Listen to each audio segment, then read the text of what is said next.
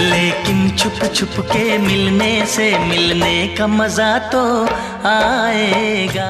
90s के दौर के एक स्मार्ट, हैंडसम और चॉकलेटी अभिनेता। तुम मुझसे जुदा हो जाओगी, बोलो कैसे रह पाऊंगा मैं तेरा। जिनकी पहली ही फिल्म बॉक्स ऑफिस पर सुपरहिट रही और फिल्म के गाने इस कदर पॉपुलर हुए कि बच्चे बच्चे की जुबान पर चढ़ गए। फर्स्ट टाइम देखा तुम्हें हम खो गया, सेकंड टाइम में लव हो गया, ये अक्का इंडिया। तो बाद में छोटे पर्दे पर की गई दमदार एक्टिंग के कारण इन्हें दर्शक और इंडस्ट्री के लोग छोटे पर्दे का अमिताभ बच्चन तक कहने लगे। अगर एटीएस टीम असफल रही और वो बम फट जाता तो मलाड मार्केट में न जाने कितने बेकसूर बेगुनाह लोगों की मौत हो जाती। लेकिन क्या आप जानते हैं कि पहली फिल्म के हिट होने के बाद भी इन्हें 2 वक्त की रोटी के लिए तरह तरह के पापड़ बेलने पड़े थे। मैं उससे नफरत इसलिए करता हूँ क्योंकि तू बहुत प्यार करती है उससे। क्या आप मानेंगे कि बुरा वक्त आने पर सबसे पहले इनकी मुस्लिम पत्नी इन्हें छोड़कर इनकी मासूम बेटी को लेकर विदेश चली गईं और इनसे हमेशा के लिए रिश्ता तोड़ लिया। रोने न दीजिएगा तो गाया न जाएगा। और क्या आप यकीन करेंगे कि पेट पालने के लिए इन्हें उन स्टार्स का बाउंसर तक बनना पड़ा जिनके साथ इनका उठना बैठना था और जो स्टार कभी इनके फैन हुआ करते थे। तो कौन थे ये अभिनेता जिन्हें जिंदगी ने वो सब कुछ दिखाया जो शायद ही किसी स्टार ने अपनी जिंदगी में देखा हो। बताएंगे इनकी और भी दास्तान जिन पर आपको यकीन नहीं होगा। तो बने रहिए हमारे साथ।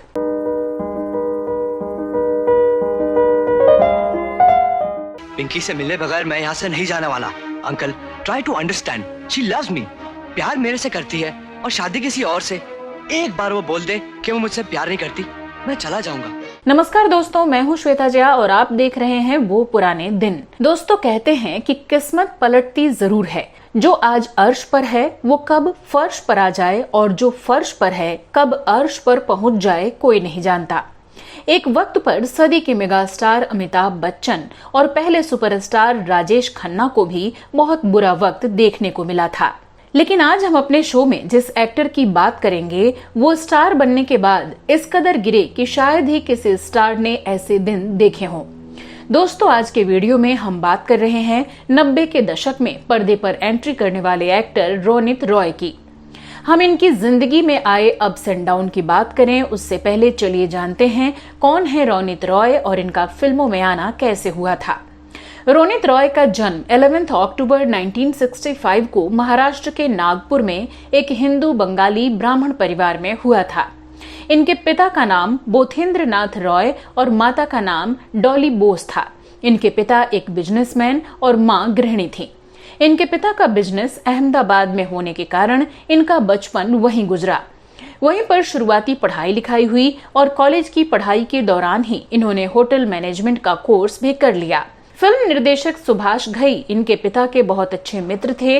इसी के चलते वो मुंबई सुभाष घई से मिलने जाया करते थे और साथ ही कई बार रोनित भी उनके साथ चले जाते और तब ये सुभाष घई के आसपास का माहौल और चकाचौंध देखकर बहुत प्रभावित होते थे। वहीं पर फिल्म स्टार्स का स्टारडम देखकर ये इतने ज्यादा प्रभावित हो गए कि इन्होंने भी ये निर्णय कर लिया कि ये भी एक्टर ही बनेंगे। रोनित रॉय ने जब अपने पिता को बताया कि ये एक्टर बनना चाहते हैं तो उन्होंने इन्हें सपोर्ट किया, लेकिन साथ ही ये भी कहा कि तुम्हें इसके साथ एक बैकअप प्लान भी रखना चाहिए, क्योंकि अगर तुम एक्टर नहीं बन पाए तब क्या करोगे ये सोचना भी जरूरी है। फिर रोनित रॉय जब मुंबई आए तो अपने पिता की सलाह के ही मुताबिक होटल सी रॉक में वेटर की नौकरी कर ली। जिस दौरान रोनित इस होटल में जॉब कर रहे थे तब ये मुंबई में सुभाष घई साहब के ही घर पर रहा करते थे और वहीं से अपनी जॉब पर जाया करते थे। फिर एक बार इनके पिता इनसे मिलने के लिए मुंबई आए और सुबह ही अपने पिता को घर पर छोड़कर ड्यूटी पर होटल गए। लेकिन जब ये ड्यूटी से वापस घर लौटे तो इनके पिता की मौत हो चुकी थी। उन्हें हार्ट अटैक आया था और किसी की मौजूदगी नहीं होने की स्थिति में हॉस्पिटल नहीं जा सके थे। रोनित इस इंसिडेंट से इस कदर हिल गए कि लंबे वक्त तक खुद को संभालना भी मुश्किल हो गया। खैर, जैसे तैसे खुद को समेटा और जिंदगी में आगे बढ़े। लेकिन कई दिन समंदर किनारे सोच विचार में डूबे रहे और आखिरकार रोनित ने 2 साल से कर रही होटल की अपनी नौकरी छोड़ दी और पिता के दोस्त सुभाष घई से बात करके मुक्ता आर्ट्स ज्वाइन कर लिया।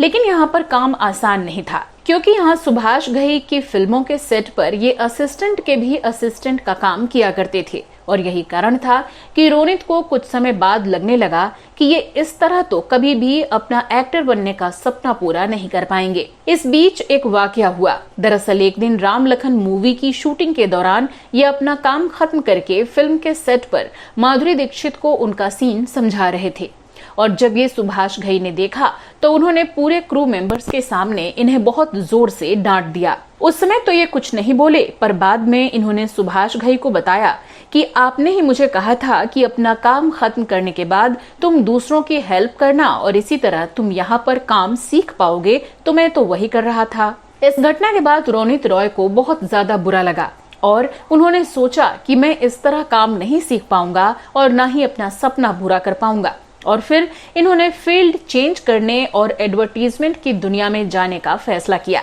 इस दौरान इन्होंने संजीव शर्मा और मंसूर खान को असिस्ट किया। एड फिल्म हफ्ते 10 दिन में बन जाया करती थी, इसलिए इन्हें भी काम करने में मजा आने लगा। रोनित इन एड फिल्मों को एडिट किया करते थे और साथ ही मॉडलिंग के भी कुछ असाइनमेंट इन्हें मिल गए। इसी दौरान इनकी मुलाकात हुई कुणाल कपूर से, जो कि शशि कपूर साहब के बेटे थे। कुणाल कपूर के लिए इन्होंने एक एड फिल्म एडिट की थी और तभी इनकी दोस्ती कुणाल से हो गई थी और कुणाल कपूर के जरिए ही साल 1992 में रोनित को अपनी पहली फिल्म मिली, जान तेरे नाम। मैंने ये दिल तुमको दिया, ओ मेरी। दरअसल ये दीपक बलराज विज थे जिन्होंने इनके जैसे एक नए एक्टर पर भरोसा जताया था, क्योंकि कुछ मॉडलिंग असाइनमेंट में उन्होंने रोनित को देखा था और रोनित उन्हें पसंद आ गए थे। बॉयज डॉर्मेट्री में सारे लड़के कल के केक वाले किस्से की बात कर रहे थे, बड़ा मजा आया। तुम जैसी और 2-3 लड़कियां कॉलेज में आ जाए तो उन मजनुओं के सर पे तो प्यार की टोपी गिर जाएगी। इस फिल्म में रोनित के अपोजिट नई अभिनेत्री ही कास्ट की गई थी, फरहीन, और इन दोनों की क्यूट जोड़ी ने तहलका मचा दिया। तुम मुझसे जुदा हो जाओगी, बोलो कैसे रह पाऊंगा। ये फिल्म रिलीज होते ही बॉक्स ऑफिस पर सुपरहिट साबित हुई और इसका गाना अक्खा इंडिया जानता है ब्लॉकबस्टर हो गया। फर्स्ट टाइम देखा तुम्हें हम खो गया, सेकंड टाइम में लव हो गया, ये अक्खा इंडिया।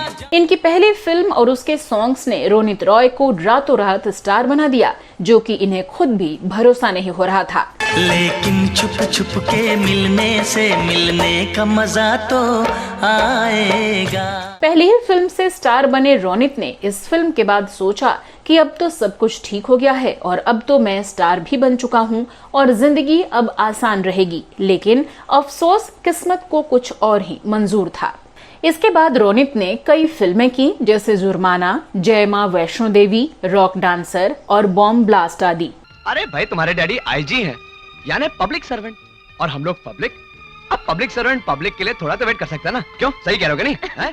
लेकिन अफसोस, ये फिल्में हिट होना तो दूर, एवरेज कमाई तक नहीं कर पाईं और रोनित रॉय, जिनसे फिल्म इंडस्ट्री और दर्शकों को बहुत ज्यादा उम्मीदें हो गई थी, वो इन उम्मीदों पर बुझने लगे और इसके बाद धीरे धीरे इन्हें काम मिलना बंद होने लगा। यहाँ तक कि जो लोग इनके आगे पीछे घूमा करते थे, वो अब इनसे बात करने से भी कतराने लगे थे। इसी दौरान इनके गुरु यानी सुभाष घई एक फिल्म बना रहे थे, परदेस, और फिल्म के लीड रोल के लिए शाहरुख खान फाइनल हो चुके थे और सेकंड लीड के तौर पर रोनित को लगभग फाइनल माना जा रहा था। लेकिन जिस दिन ये फिल्म अनाउंस हुई, उस दिन इनका नाम कास्टिंग में कहीं नहीं था। सुभाष घई ने इन्हें बिना बताए इनकी जगह सेकंड लीड रोल के लिए अपूर्व अग्निहोत्री को कास्ट कर लिया था। इस बात से रोनित बहुत ज्यादा हर्ट हुए, क्योंकि इनके पिता की डेथ के बाद सुभाष घई ऐसे इंसान थे जिन्हें रोनित अपने पिता की तरह मानते थे और जब इन्हें जरूरत थी तब वादा करने के बावजूद सुभाष घई ने इनकी मदद नहीं की थी और इन्हें कास्ट करने के बाद भी फिल्म से आउट कर दिया था। लेकिन उन्होंने बस उनसे यही पूछा कि आपने मेरी जगह अपूर्व को क्यों लिया। तो इस पर सुभाष घई ने कहा कि मैंने अपूर्व के पिता से वादा किया था कि आपके बेटे को फिल्म में चांस दूंगा और उसी वादे के लिए मुझे उसे लेना पड़ा। ये बात सुनकर इन्हें दुख तो हुआ, लेकिन इन्होंने अपने आप को समझा लिया। इन्हें इंडस्ट्री में काम तो वैसे भी नहीं मिल रहा था और इसी दौरान आर्थिक तंगी से तंग आकर इनकी पत्नी ने भी इनका साथ छोड़ दिया और बेटी को लेकर घर छोड़कर चली गईं। इसके बाद तो रोनित बिल्कुल अकेले हो गए और इस वक्त इनके काम आए इनके छोटे भाई रोहित रॉय, जिनकी इन्होंने तब मदद की थी जब ये स्टार बने थे। जिस समय रोनित पाई पाई के मोहताज हो गए थे, तब इनके छोटे भाई रोहित का टीवी शो स्वाभिमान हिट हो गया और उनका टीवी पर स्टारडम छा गया। वो अब एक अच्छी और लग्जरियस जिंदगी जीने लगे थे। रोनित ने अपने एक इंटरव्यू में बताया था, मैं उन दिनों 4 किलोमीटर पैदल चलकर अपने भाई के यहाँ जाया करता था और पूरा दिन उसी के घर अपनी माँ के साथ बिताता था और वहीं से खाना खाकर अपने घर वापस आता था। ये सिलसिला कई दिनों तक चलता रहा। फिर मुझे एहसास हुआ कि रोज 8 किलोमीटर सिर्फ खाने के लिए अपने भाई के घर जाना ठीक नहीं है और मैं कितने दिनों तक अपने छोटे भाई के यहाँ रोज खाऊंगा। और यही कारण था मैंने रोहित के यहाँ जाना छोड़ दिया और अपने घर पर ही बड़ा पाव पानी में डुबोकर खाने लगा। कोई भी नहीं सोच सकता था कि पहली ही फिल्म से स्टार बने रोनित के पास आज काम तो छोड़ो, खाने के लिए 2 वक्त की रोटी भी नहीं होगी। इसी दौरान इनकी मुलाकात एक्टर जितेंद्र से हुई और उन्होंने रोनित रॉय को कहा कि कभी जिंदगी में सीढ़ी मत बनना, क्योंकि सीढ़ी नीचे से ऊपर जाती है और जब हम गिरते हैं तो डायरेक्ट नीचे ही आते हैं। तुम एक पेड़ बनना और उसी की तरह तुम अपनी जड़ों को फैलाना, ताकि कभी एक तरफ से रास्ता रुक जाए तो तुम दूसरी तरफ से फैल सको और तुम्हारी ग्रोथ को कोई भी रोक ना सके। जितेंद्र की इस बात से रोनित रॉय ने एक्टिंग के बारे में भूलकर अपना दूसरा बिजनेस स्टार्ट किया, जो था फिल्मी सितारों के लिए बॉडीगार्ड्स प्रोवाइड करना। और अपनी कंपनी की स्टार्टिंग में इन्होंने खुद ही एक बाउंसर के तौर पर काम किया और उन स्टार्स को सिक्योरिटी देने लगे जो एक समय पर इनके कॉम्पिटिटर हुआ करते थे और जिनके साथ में इनका उठना बैठना था। और इनमें से कुछ स्टार्स तो ऐसे भी थे जो बीते वक्त में इनके फैन थे और उन्होंने लाइन में लगकर इनका ऑटोग्राफ तक लिया था। खैर, इस तरह इन्होंने अपना एक बिजनेस खड़ा किया और एज एन एक्टर न सही पर इंडस्ट्री में दोबारा अपनी जगह जरूर बनाई। जिस समय इनकी मुलाकात जितेंद्र से हुई थी, उसी समय इनकी मुलाकात उनकी बेटी एकता कपूर से भी हुई थी और एक दिन एकता कपूर ने फोन करके इन्हें बुलाया और अपने एक टीवी सीरियल का ऑफर दिया। रोनित ने इस सीरियल कसौटी जिंदगी की के लिए हाँ कर दी और इसमें ऋषभ बजाज का चर्चित रोल प्ले किया। मैं नहीं था तब भी और मैं था तब भी। तुम कानूनी तौर से मेरी बीवी थी, हम दोनों ने कानूनन शादी की थी। लेकिन इस टीवी सीरियल में इनकी पर डे की फीस थी मात्र 250 रुपए, लेकिन इस फीस से भी ये काफी ज्यादा खुश थे। 1 महीने की कमाई के बाद इन्होंने नोकिया का एक फोन खरीदा था, वो भी इंस्टॉलमेंट पर। इनके द्वारा किए गए इस रोल से एकता कपूर इतनी ज्यादा इम्प्रेस हुई कि इन्हें अपने एक और सीरियल क्योंकि सास भी कभी बहू थी में कास्ट कर लिया। इन सीरियल्स के साथ साथ ये फिल्मों में भी अब छोटे मोटे रोल करने लगे थे और इसी दौरान इनकी एक फिल्म आई उड़ान, जिसे अनुराग कश्यप ने डायरेक्ट किया था। ये राइटर लोग लड़की के जैसा बाल बढ़ा के कुर्ता पहन के बगल में झोला लटका के सोच लेते कि बहुत ज्ञान आ गया, लेकिन होता नहीं है। फिर मरते हैं भूख से या फ्रस्ट्रेट होकर दारू पी के। साल 2010 में आई इस फिल्म में इन्होंने अपनी बेहतरीन एक्टिंग के जरिए फिल्म फेयर के बेस्ट सपोर्टिंग एक्टर का अवार्ड अपने नाम कर लिया।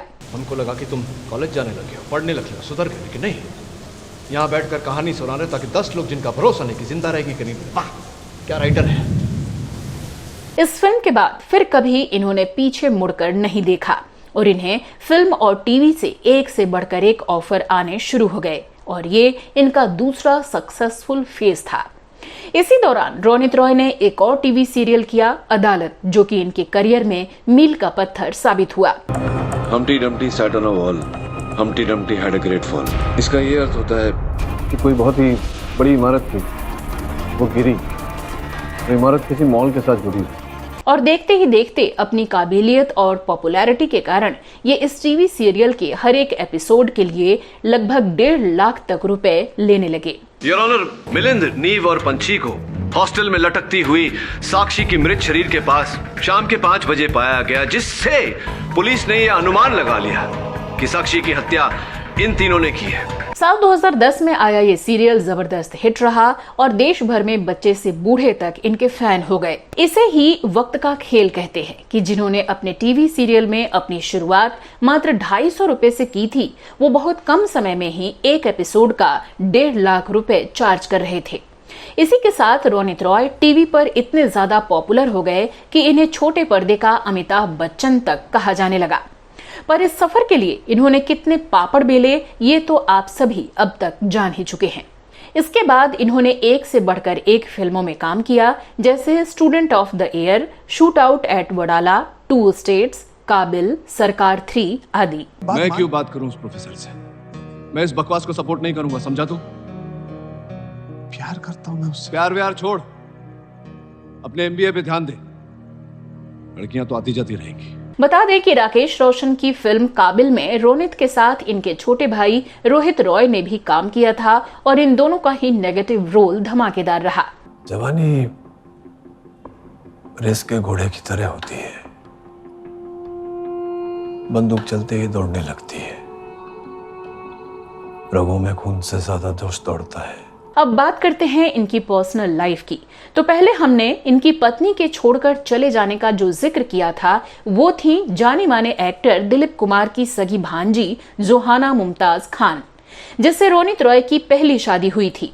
1991 में इन दोनों की एक बेटी हुई, जिनका नाम ओना रखा गया था। लेकिन बुरे दौर से ऊबकर जोहाना अपनी 6 महीने की बेटी को लेकर अमेरिका अपने रिलेटिव्स के पास चली गईं।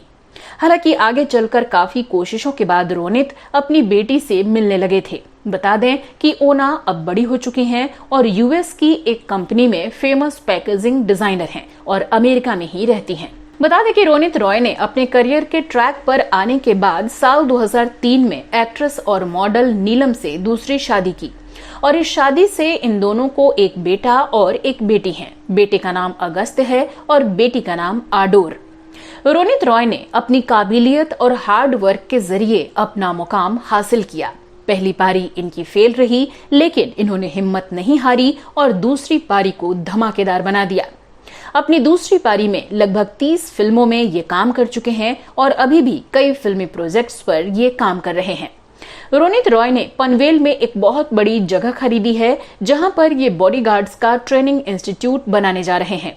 इनके आगे के प्रोजेक्ट्स के लिए इन्हें ढेर सारी शुभकामनाएं। तो दोस्तों, आज के वीडियो में फिलहाल के लिए इतना ही। इसी तरह के कुछ और दिलचस्प किस्से कहानियों के लिए आप हमारे दूसरे चैनल श्वेता जया फिल्मी बातें को भी देख सकते हैं और YouTube के थैंक्स बटन के जरिए आप हमारे काम को भी सपोर्ट कर सकते हैं।